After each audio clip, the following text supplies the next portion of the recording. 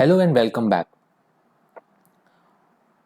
Previous दो video में हम लोगों ने इंट्रोडक्शन ऑफ अकाउंटिंग को देखा। उसमें हम लोगों ने सीखा अकाउंटिंग क्या है, बुक कीपिंग क्या है, अकाउंटिंग और बुक कीपिंग के डिफरेंस को समझा, अकाउंटिंग के सब फील्ड को समझा, अकाउंटिंग के यूजर्स को जाना।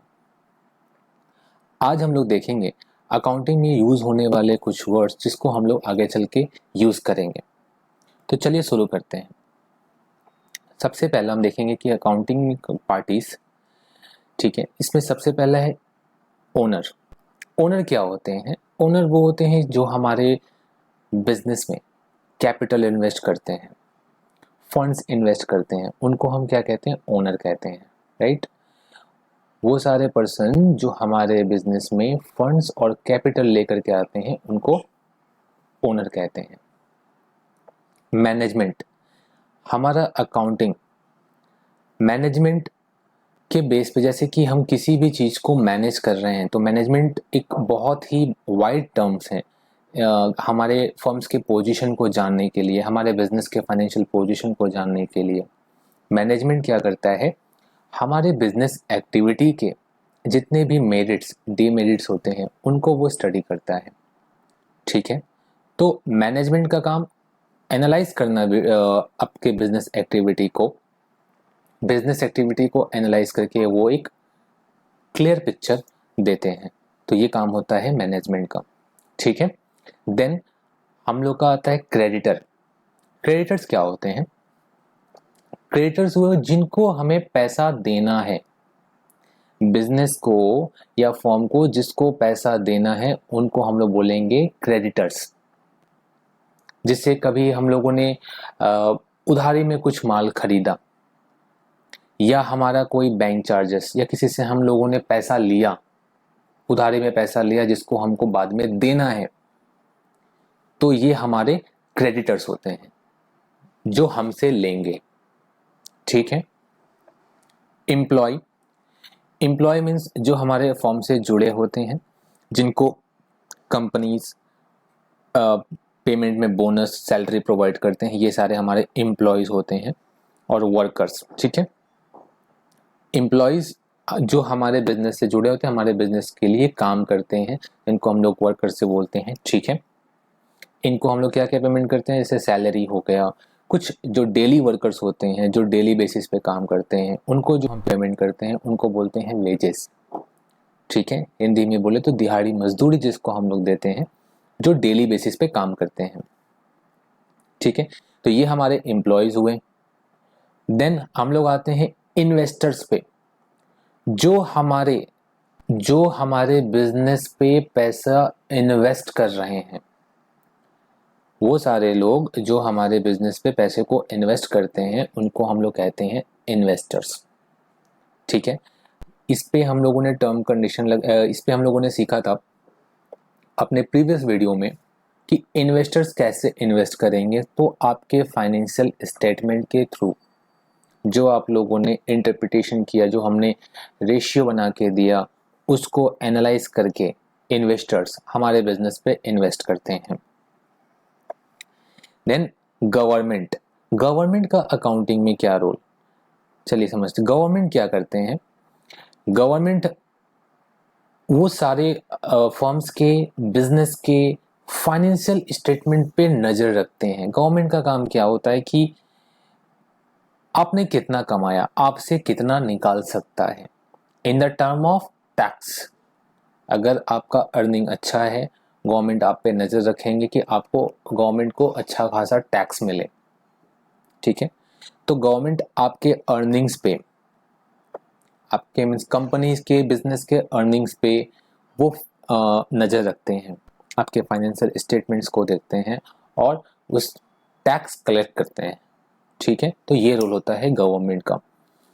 देन कंज्यूमर, कंज्यूमर द हमारे जो यूजर्स हैं, जैसे जो भी हम प्रोडक्ट बना रहे हैं, अगर हमारा सर्विस बेस्ड बिजनेस, हम लोग अगर सर्विस प्रोवाइड करते हैं तो हमारे सर्विस लेने वाले जो एंड यूजर्स हैं वो हमारे कंज्यूमर हुए।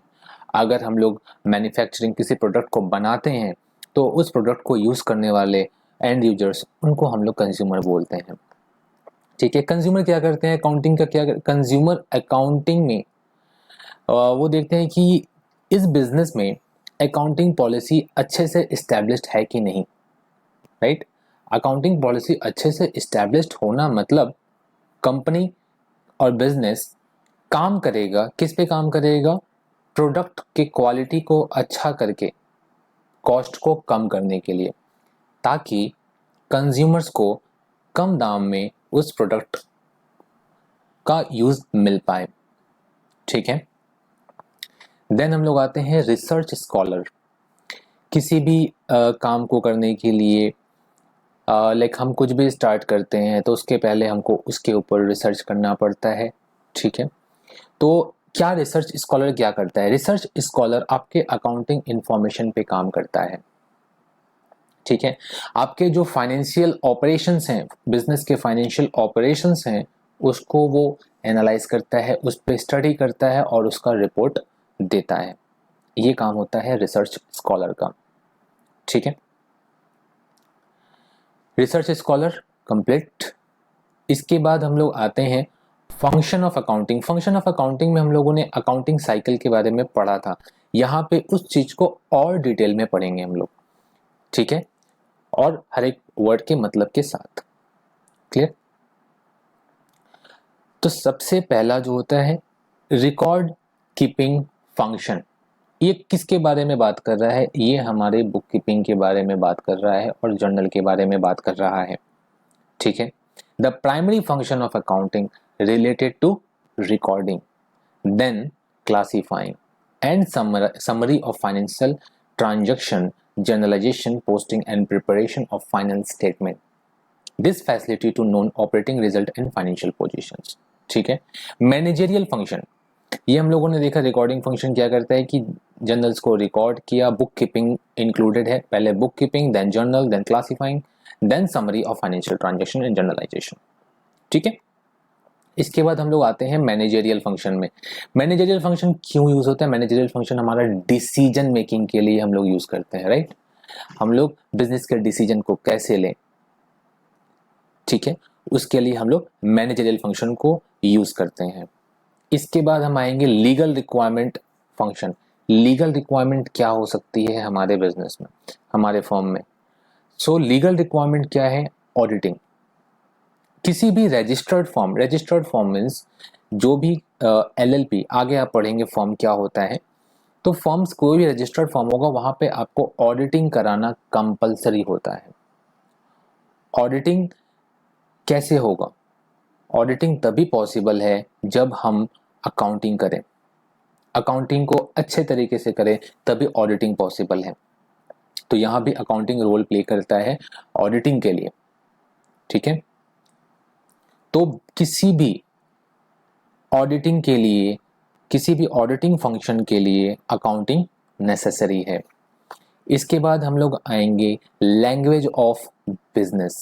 लैंग्वेज ऑफ बिजनेस, तो ये हम लोगों ने डिफरेंस जब हम कर रहे थे बुक कीपिंग और अकाउंटिंग का, तो वहाँ पे बोले थे कि बुक कीपिंग क्या है, ये एक बेसिस है, ये एक बेसिस है अकाउंटिंग का, और अकाउंटिंग बिजनेस लैंग्वेज है, ठीक है।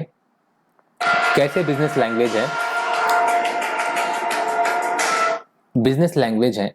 सो बिजनेस लैंग्वेज कैसे बोलेंगे, बिकॉज कि जब हम रिकॉर्डिंग को एनालाइज करके उसको जर्नलाइज करते हैं, तो वहां से हम अपने ट्रांजैक्शंस को कम्युनिकेट कर सकते हैं, ठीक है। ये हमारा डेबिट हुआ, ये क्रेडिट हुआ, ऐसे करके हम इसको कम्युनिकेट कर सकते हैं। तो ये हमारा बिजनेस लैंग्वेज है।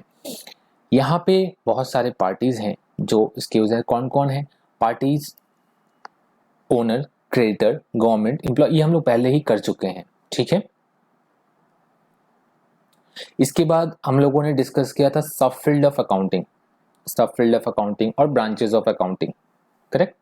तो इसके बारे में अभी हम लोग डिटेल में जानेंगे कि वो सब फील्ड, जिस सब फील्ड पे हम लोगों ने डिस्कशन किया था पहले कि ये सारे हमारे सब फील्ड हैं, तो वो सब फील्ड क्या क्या हैं। पहले हम लोगों ने सीखा financial accounting, correct, then cost accounting, then management accounting. इन तीनों को हम लोगों ने जाना था। फाइनेंशियल अकाउंटिंग क्या करता है, ये एक अकाउंटिंग का ओरिजिनल फॉर्म है जो मेनली फाइनेंशियल स्टेटमेंट पे फोकस करता है, जैसे क्रेडिटर्स, डिवेंचर्स, होल्डर्स, इन्वेस्टर्स, ऐसे टर्म्स पे ये फोकस करता है। कॉस्ट अकाउंटिंग क्या करता है? कॉस्ट अकाउंटिंग हमारे बिजनेस पे रिलेटेड कॉस्ट के अलाइनमेंट, कॉस्ट के असाइनमेंट डिफरेंट डिपार्टमेंट में एलोकेट करना, प्रॉफिट को एनालाइज करना, करेक्ट। तो इन सब चीजों के लिए होता है कॉस्ट अकाउंटिंग, ठीक है। मैनेजमेंट अकाउंटिंग क्या फोकस करता है? How to manage the accounting, correct.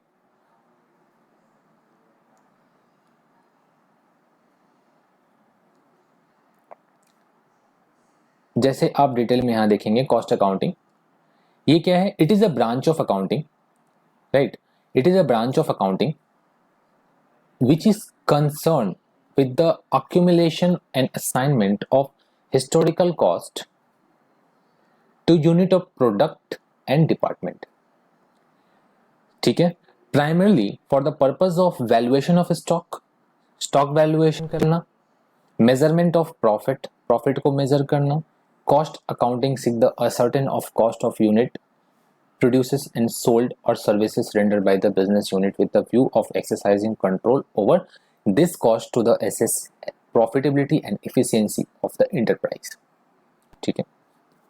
Cost accounting means जो भी मैन्युफैक्चरिंग इंडस्ट्री होते हैं, जो कि प्रोडक्ट बनाते हैं, उन सब जगह पे हम लोग कॉस्ट अकाउंटिंग का यूज करते हैं, ठीक है।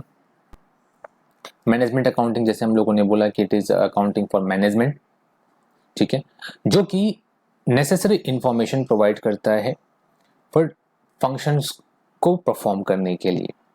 जिस फंक्शन का रिक्वायरमेंट हमें है अकाउंटिंग में, उन सब के लिए जो इंफॉर्मेशन प्रोवाइड करता है वो होता है मैनेजमेंट अकाउंटिंग, ठीक है। तो अकाउंटिंग के ब्रांचेस क्लियर है। इसके बाद हम आएंगे एसेट्स एंड लायबिलिटीज के बारे में। हम लोगों ने अकाउंटिंग इक्वेशन देखा था। अकाउंटिंग इक्वेशन क्या था? अकाउंटिंग इक्वेशन बोलेंगे एसेट्स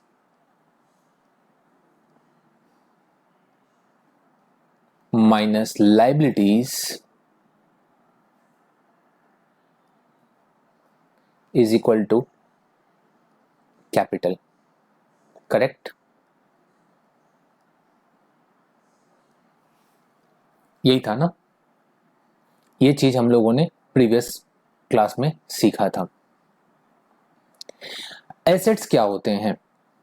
कोई भी फिजिकल थिंग, ठीक है, जिसका हम मनी में वैल्यू कर सकें, उसको हम लोग एसेट्स बोलते हैं, ठीक है।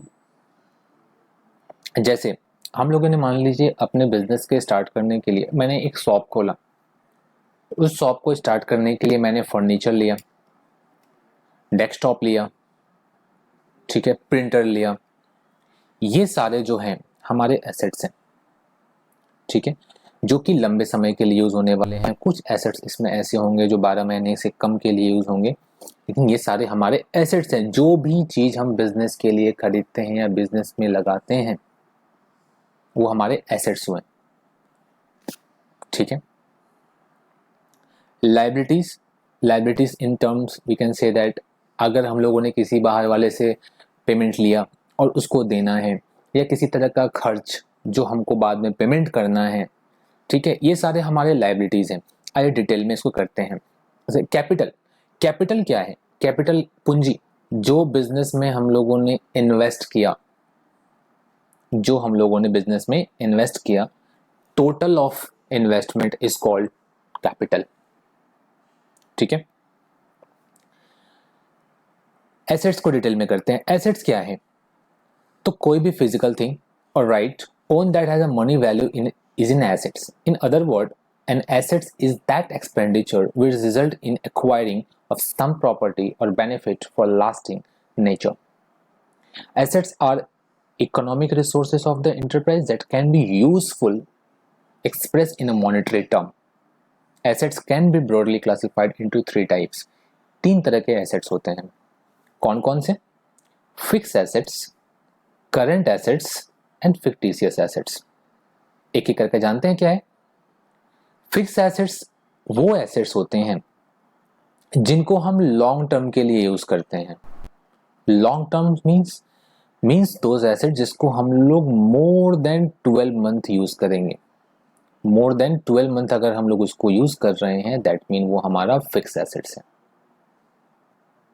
ठीक है,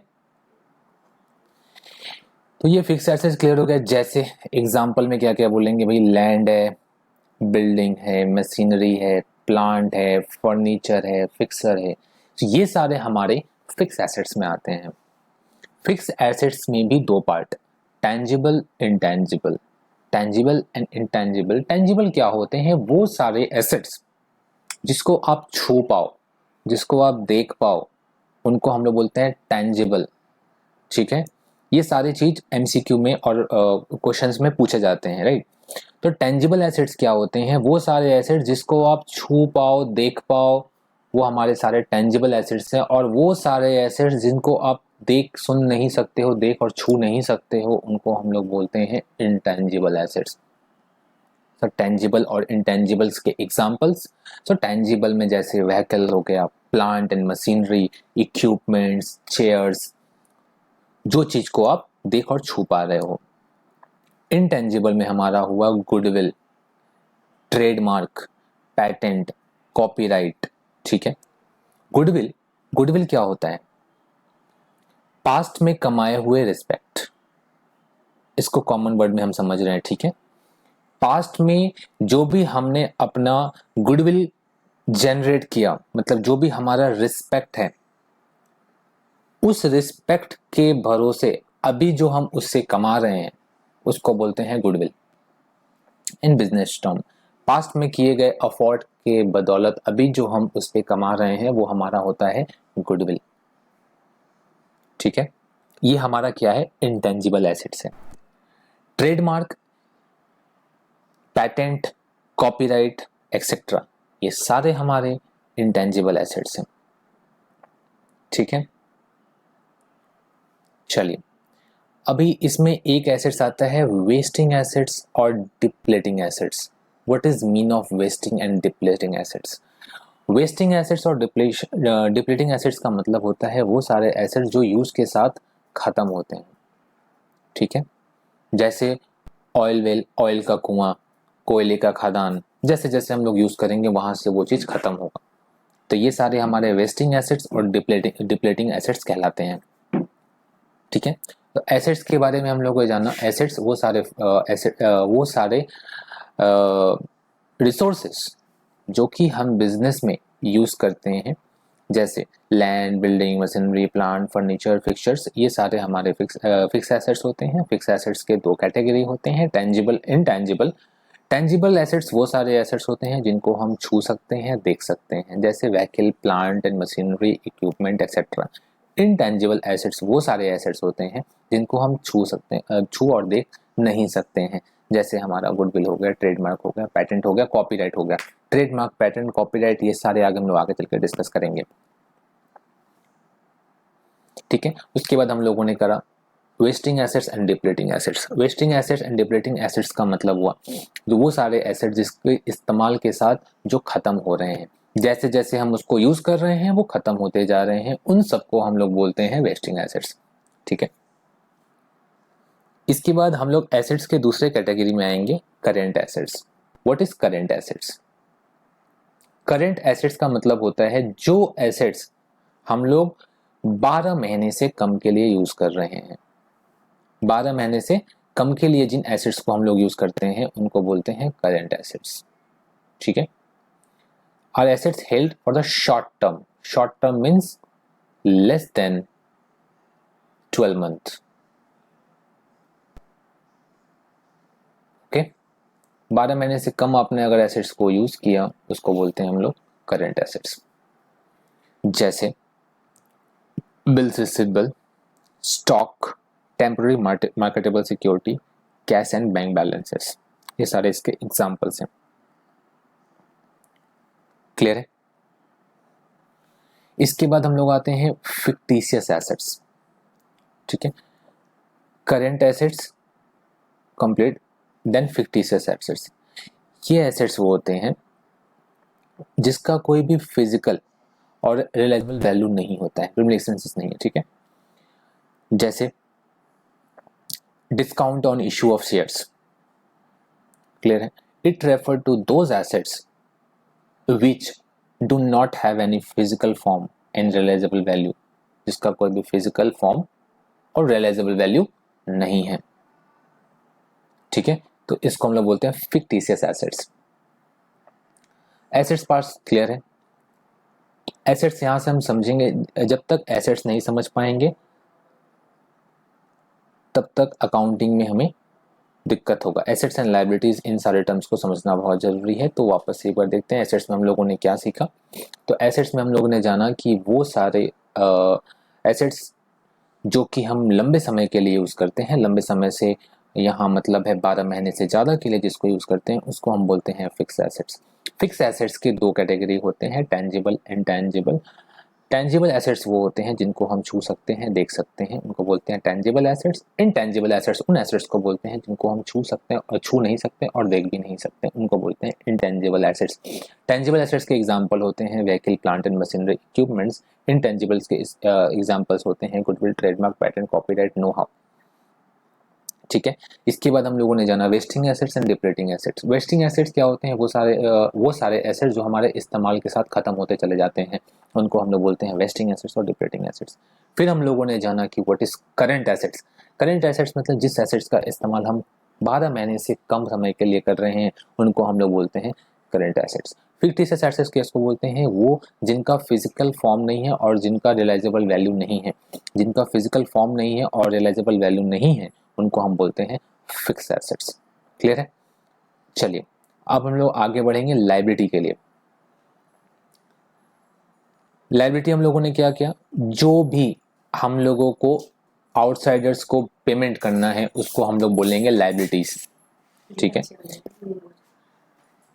जिस जो भी पेमेंट, सपोज कीजिए जैसे ऑनर से हम लोगों ने कुछ लेंडर से हम लोगों ने पेमेंट लिया, क्रेडिट में गुड्स को खरीदा, क्रेडिट में गुड्स को खरीदना, या फिर किसी तरह का एक्सपेंसेस जो बाकी है जिसको हमको पेमेंट करना है, इन सारी चीजों को हम लोग लायबिलिटी बोलते हैं, ठीक है। चलिए आई डेफिनेशन को देखते हैं। It mean the amount which the firm owes to outsider except proprietors, in the word of Finney and Millers। Finney and Millers ने क्या कहा लाइबिलिटीज के बारे में? Liabilities are debts, they are amount owed to the creditors that the claim of those who, sorry the spelling is not correct, those who are not owner are called liabilities. In simple term, debt repayable to outsider by the business are known as a liability, ठीक है। यहां से आपको एक word में मिल गया simple terms में, जो भी हम डेप्ट आउटसाइडर्स को पेमेंट करेंगे, जो भी डेप्ट हम आउटसाइडर को पेमेंट्स कर रहे हैं, वो हमारा क्या हो गया? वो लायबिलिटीज हो गया, ठीक है। लायबिलिटीज क्लियर है। अगेन लायबिलिटी को क्लासिफाई किया गया short term, long term, contingent liabilities, ठीक है। Short term, long term and contingent liability. Long term liabilities again जिस लायबिलिटीज को हम 12 महीने से ज़्यादा के लिए यूज़ कर रहे हैं या 12 महीने के बाद पेमेंट करेंगे, उनको हम बोलेंगे लॉन्ग टर्म लायबिलिटीज, ठीक है। Are those that are usually payable after a period of 1 year, after a period of 1 year.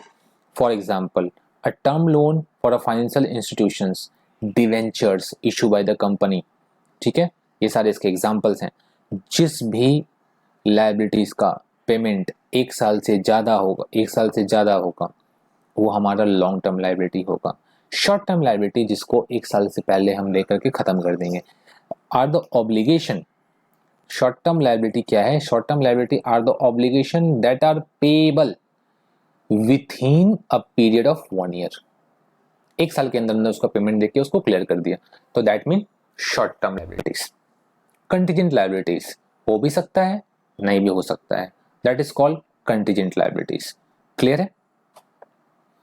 The liabilities are those which may or may not become payable in futures. देना पड़ भी सकता है और नहीं भी देना पड़ सकता है। For example financial cases pending, कुछ फाइनेंशियल केसेस पेंडिंग है, वो हो गए। गारंटी गिवन, बिल डिस्काउंटेड, इसका एग्जाम्पल हम लोग ऐसे ले सकते हैं, सपोज कीजिए मैंने बोला कि मिस्टर एक्स और मिस्टर वाई के बीच में ट्रांजैक्शन हो रहा था, तो मैं उसमें गारंटर बना।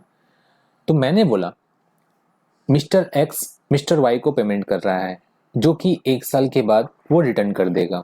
अगर वो रिटर्न नहीं करता है तो मिस्टर वाई के बिहाफ में मैं पेमेंट करूंगा, करेक्ट। सो अगर मिस्टर वाई भाग जाता है 1 साल के बाद या फिर वो बैड डेटेड हो जाता है तो उसका पेमेंट किसको करना पड़ेगा? मुझे करना पड़ेगा।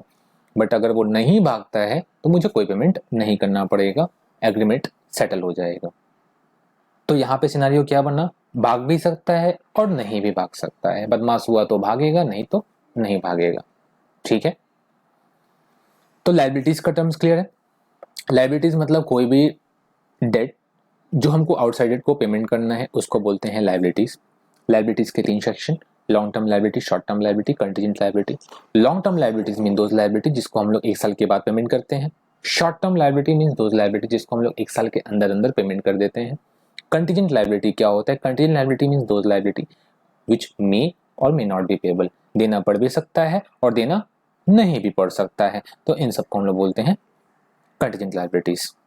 क्लियर है चीज? चलिए आगे और कुछ टर्म्स को पढ़ेंगे। ट्रांजैक्शंस के बारे में हम लोगों ने पहले ही डिस्कस कर लिया था अपने पहले वीडियो में।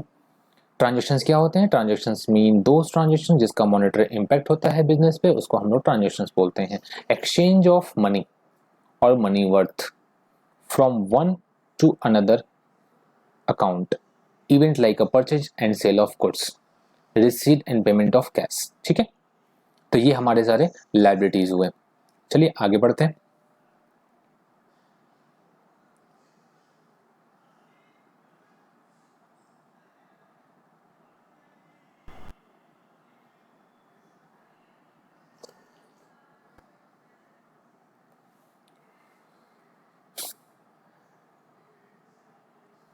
ये सारे चीज जो अभी हम कवर कर रहे हैं ये सारे हमारे शॉर्ट क्वेश्चन में और थ्योरेटिकल क्वेश्चन में पूछे जाते हैं, इसलिए इन सब चीज़ों को हम थोड़ा अच्छे से कर रहे हैं ताकि हमारा थ्योरी पार्ट और हमारा बेसिस जो अकाउंट का बेस है वो स्ट्रांग रहे, ताकि कोई भी हमसे किसी टर्म्स के बारे में अगर पूछे तो हम लोग कैपेबल हों उसको बताने के लिए, करेक्ट।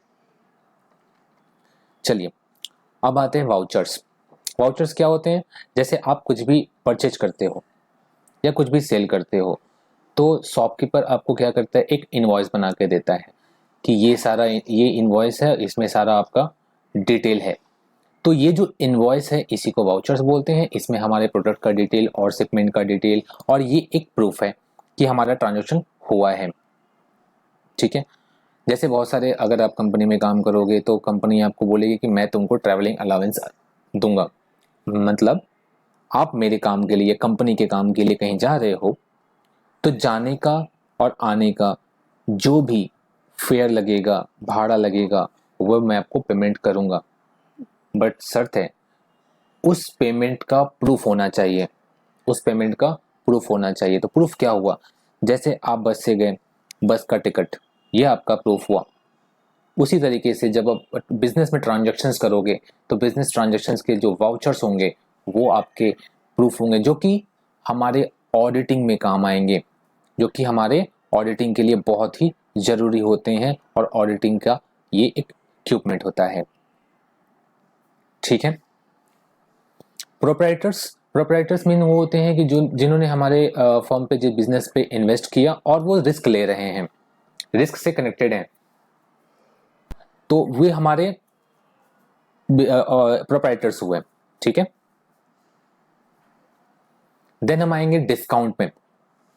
डिस्काउंट का मतलब आप सबको पता होगा, जैसे कि हम कुछ भी प्रोडक्ट कस्टमर्स को दे रहे हैं, 10 रुपए के प्रोडक्ट को मैंने 9 रुपए में दे दिया, 10 के प्रोडक्ट को मैंने 9 रुपए में दिया, तो ये जो 1 रुपया हुआ ये हमारा हो गया डिस्काउंट, ठीक है। सॉल्वेंट, सॉल्वेंट मीन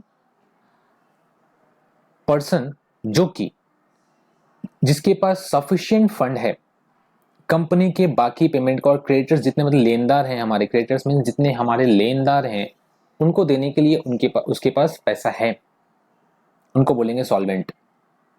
और जिन्होंने अपना हाथ खड़ा कर दिया, दे नहीं पाऊंगा, वो होते हैं इंसॉल्वेंट, ठीक है। सॉल्वेंट मीन समझ में आया कि जो सक्षम है अपने डेट्स को चुकाने के लिए, जिनके पास सफिशिएंट फंड है, सफिशिएंट एसेट्स है, रियलाइजेबल वैल्यू है, वो हमारे हुए सॉल्वेंट पार्टनर्स। इनसॉल्वेंट हुए जो सक्षम नहीं है देने के लिए, ठीक है, उनको बोलेंगे इनसॉल्वेंट पार्टनर्स। ठीक है, इसके बाद हम लोगों ने अकाउंटिंग साइकिल पे प्रीवियस वीडियो में डिस्कस किया था, तो अकाउंटिंग साइकिल को हम लोगों ने जाना था, और अगर देखना चाहे तो वापस से देखते हैं अकाउंटिंग साइकिल्स को। अकाउंटिंग साइकिल्स क्या है? Recording of journals, posting from journals to ledgers, then preparation of trial balance. अब यहाँ पे डिटेल्स में है ट्रायल बैलेंस हम लोग क्यों प्रिपेयर करते हैं, तो to verify the accuracy of posting process and computation of ledger account balances. इसका मतलब ये हुआ, जब आप लेजर क्रिएट करोगे, लेजर क्रिएट करने के बाद क्या होगा कि आप सारे अकाउंट्स के बैलेंस को सेपरेटली ले रहे हो, सबका एक अकाउंट ओपन कर रहे हो, उस अकाउंट को ओपन करने के बाद आप सबका बैलेंस निकाल रहे हो, सबका बैलेंसिंग फिगर को उठा के कहाँ लिख रहे हो, आप ट्रायल बैलेंस बनाओगे, ट्रायल बैलेंस में सारे बैलेंस को पुट कर रहे हो, करेक्ट। अब ट्रायल बैलेंस में जो ये डेबिट साइड होता है और ये क्रेडिट साइड होता है, तो आपका डेबिट साइड और क्रेडिट साइड मैच होना चाहिए। अगर ये मैच नहीं हुआ, अगर ये मैच नहीं हुआ, दैट मीन आपने लेजर में कहीं गलती की है या फिर कुछ एडजस्टमेंट है जो छूट रहा है। ठीक है, तो इन सब चीज को आइडेंटिफाई करने के लिए हमारा लेजर सही है या नहीं, हमने जनरल से जितने भी अकाउंट क्रिएट किए हैं वो सही है या नहीं, इन सब के लिए हम लोग ट्रायल बैलेंस को सॉरी प्रिपेयर करते हैं। इसके बाद हम लोग आएंगे prepare of financial statement. Financial statement को क्यों बनाते हैं हम लोग? ट्रेडिंग का रिजल्ट, हमारे व्यापार का, बिजनेस का रिजल्ट क्या हुआ, फाइनेंशियल पोजीशन क्या है, उसको जानने के लिए हम लोग फाइनेंशियल स्टेटमेंट को बनाते हैं। ठीक है, स्पेसिफिक डेट पे। तो ये चीजें क्लियर है। ये सारे अकाउंटिंग्स के कुछ बेसिक टर्म्स हैं जो हम लोग आगे चल के इसको और डिटेल में जानेंगे और डिटेल में समझेंगे। जब हम लोग प्रैक्टिकल क्वेश्चंस करेंगे तो ये सारे वर्ड्स हमारे काम आएंगे। अगर इनका मतलब हमें पता होगा तो चीज़ों को, प्रैक्टिकल्स को सॉल्व करने में बहुत ही आसानी होगी। ठीक है,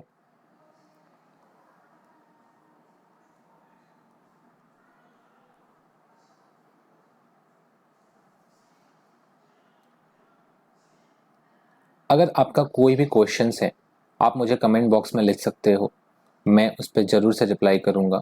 और अगर आप ये नोट्स चाहते हो तो आप अपना ईमेल आईडी कमेंट बॉक्स में डालना, मैं आपको ये नोट्स प्रोवाइड कर दूंगा।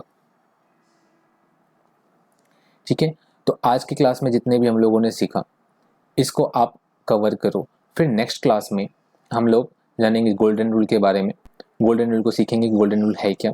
ठीक है, और उसके आगे फिर हम लोग प्रैक्टिकल सॉल्व करना शुरू करेंगे, जर्नल्स से शुरू करेंगे हम लोग।